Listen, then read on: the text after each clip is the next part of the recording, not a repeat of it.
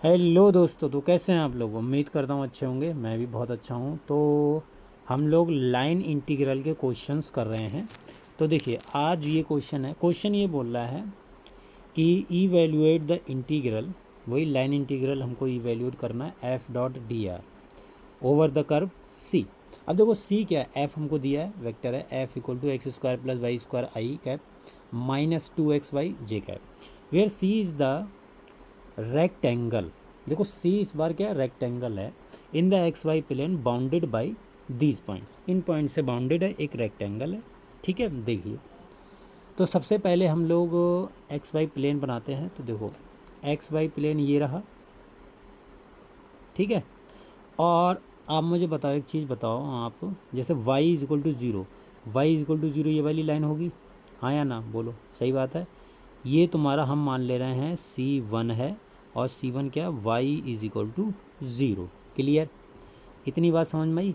अच्छा, सेकंड क्या बोल रहा है, सेकंड बोल रहा है x इज इक्वल टू ए, इसको हटाओ, x इज इक्वल टू ये, तो x इज इक्वल टू ये होगा, ठीक है, x इज इक्वल टू ए। ये तुम्हारा हम C2 मान ले रहे हैं, ठीक है, ये C2 है भाई, ये C1 है, ये C2 है, x इक्वल टू ये, और y equal to b, y equal to b कहाँ पर होगा, देखो y इक्वल टू वी ये होगा, बाई ये हम मान ले रहे हैं C3, y is equal to b. Clear है ना। और x is equal to zero, देखो x is equal to zero, ये वाला y एक्सिस क्या होता है, x इक्वल टू ज़ीरो, तो इसे हम मान ले रहे हैं C4, और ये क्या है, x is equal to zero. ये बात समझ में आई। जो ये वाला हमारा C है, पूरा ये रेक्टेंगल है, हमें इस पे लाइन इंटीग्रल फाइंड करना है। अब आपको दिख रहा होगा यहाँ पर एक ये वाला कर्व है C1, एक C2, एक C3, एक C4। हमको टोटल लाइन इंटीग्रल चाहिए। इट मीन्स मैंने आपको बताया था कि जब भी आपके पास में आपको जैसे पिछले में हमने क्वेश्चंस किए थे, तो वहाँ पर C1 और C2 दो अलग अलग हम लोग तोड़ के और क्वेश्चन कर रहे थे, वहाँ पर एक लाइन बन रही थी, यहाँ पर भी लाइन है, अरे ये किधर चला गया, लेकिन इस बार ये वाली लाइन, ये वाली लाइन, ये वाली लाइन, ये वाली लाइन, हमें पूरे रेक्टेंगल पे क्या करना है, पूरे पे हमें लाइन इंटीग्रल फाइंड करना है। तो हमें क्या करना पड़ेगा टोटल के लिए, तो देखो अगर मैं टोटल की बात करूँ, C f dot D r, ठीक है, देखो सी जो है वो किस में, C1, C2, C3, C4, ठीक है, सभी को हम सॉल्व करके एफ डॉट डी आर और एफ डॉट डी आर और एफ डॉट डी आर और एफ डॉट डी आर, ठीक है, ये समझ में आया। सभी को हम लोग क्या कर देंगे, ऐड कर देंगे, तो हमारे पास में टोटल लाइन इंटीग्रल निकल आएगा। क्लियर है ना, ठीक है। अब देखिए सबसे पहले हम लोग करते हैं C1 के ऊपर, ध्यान से समझना। देखो C1 हमारे पास में क्या है, C1 है हमारे पास में y is equal to zero. अगर y is equal to zero है तो इसका मतलब क्या है, d y is equal to zero, ठीक बात है। अच्छा, C1 F dot D r, ठीक है, f हमें दिया है, f देखो मैं इधर लिख लेता हूँ कि f इज इक्वल टू क्या दिया है, f इक्वल टू हमको दिया है X square plus Y square I और माइनस 2xy जे कैप, ठीक है, एफ डॉट डी आर, तो ये क्या आ जाएगा C1, और ये आ जाएगा तुम्हारा x square plus Y square और डी एक्स, देखो आराम से धैर्य से कीजिएगा, कोई दिक्कत वाली बात नहीं है, माइनस 2xy डी वाई, ठीक है। अच्छा, अब मुझे एक बात बताओ, देखो हम C1 पे कैलकुलेट कर रहे हैं, तो C1 पे y इक्वल टू ज़ीरो है और डी वाई इक्वल टू कितना हो गया, ज़ीरो हो गया।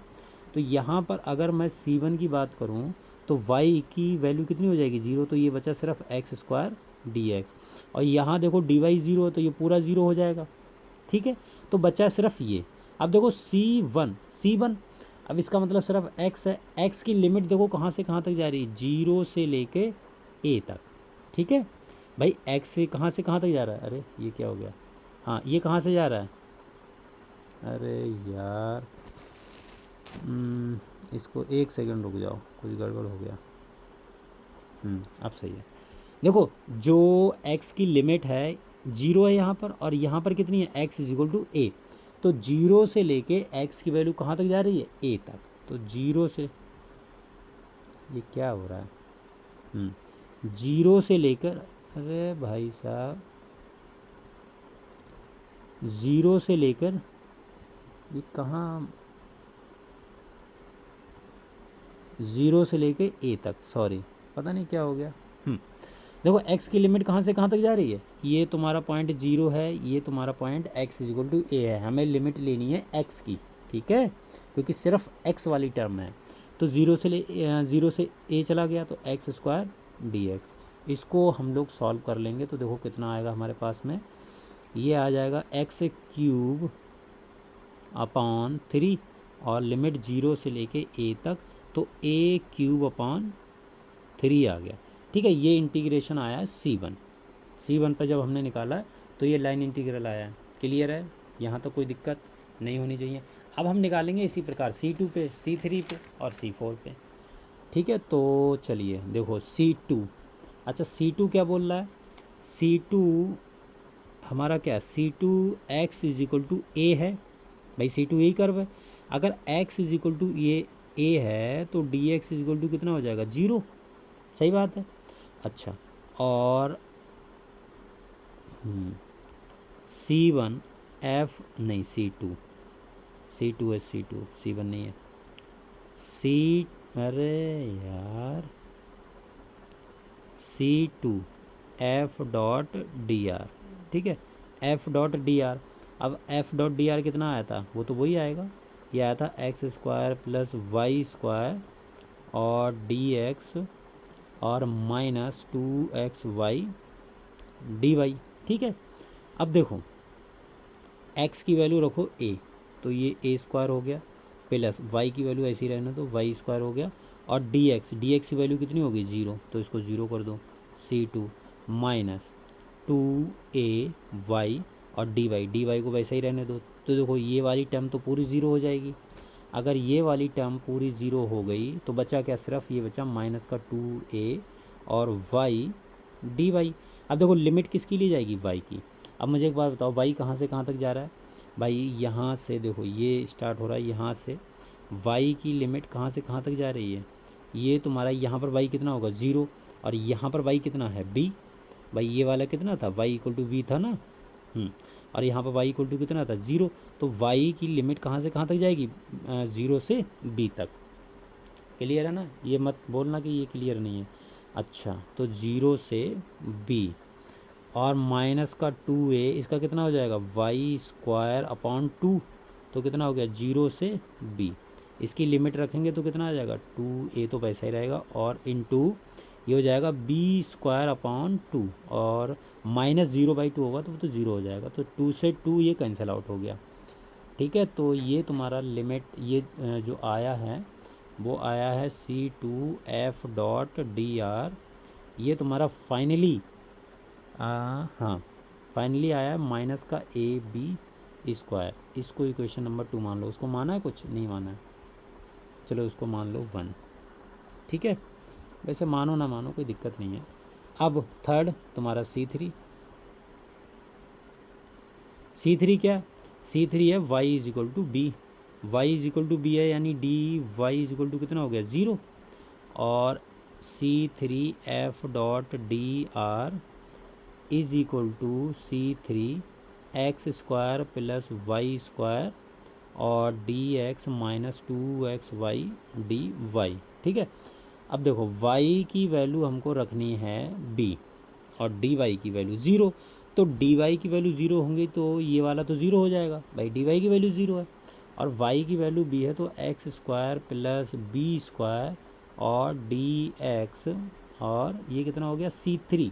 अब C3 देखो सिर्फ x वाली टर्म है, तो लिमिट किसकी ली जाएगी, x की।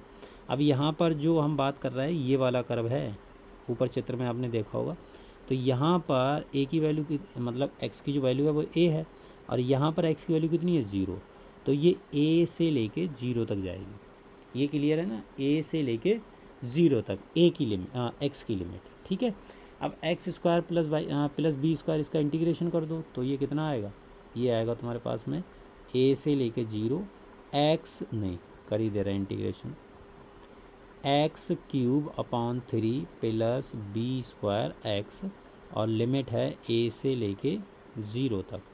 तो देखो पहले 0 रखोगे तो पूरा 0 हो जाएगा, तो 0 माइनस ये कितना हो जाएगा, ए क्यूब अपॉन 3 और प्लस बी स्क्वायर ए। ठीक है, तो इसको सही से लिख लेते हैं। ये आ गया तुम्हारे पास में माइनस का ए क्यूब अपॉन 3 और प्लस का ए बी स्क्वायर। ठीक है, इसको इक्वेशन नंबर 3 मान ले रहे हैं। अच्छा, उसके बाद में C4 क्या है तुम्हारे पास में, C4 है तुम्हारे पास में C4 तुम्हारे पास में है क्या है, रुक जाओ, x is equal to 0। x is equal to 0 it means dx की वैल्यू कितनी होगी, 0।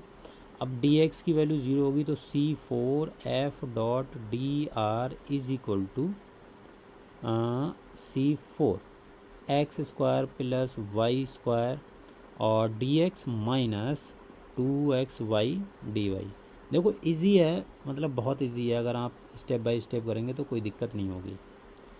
अब x की वैल्यू 0 तो 0 प्लस वाई स्क्वायर, ठीक है, और dx की वैल्यू कितनी हो जाएगी, 0। तो ये वाली टर्म तो 0 हो गई, कहने का मतलब ये है, ये वाली टर्म तो कितनी होगी, 0। ठीक है, और बची ये, तो यहाँ x की वैल्यू 0 रखोगे तो ये भी 0 हो जाएगी भाई, x की वैल्यू 0 और 0 इंटू समथिंग 0, तो ओवरऑल इसका इंटीग्रेशन आया 0।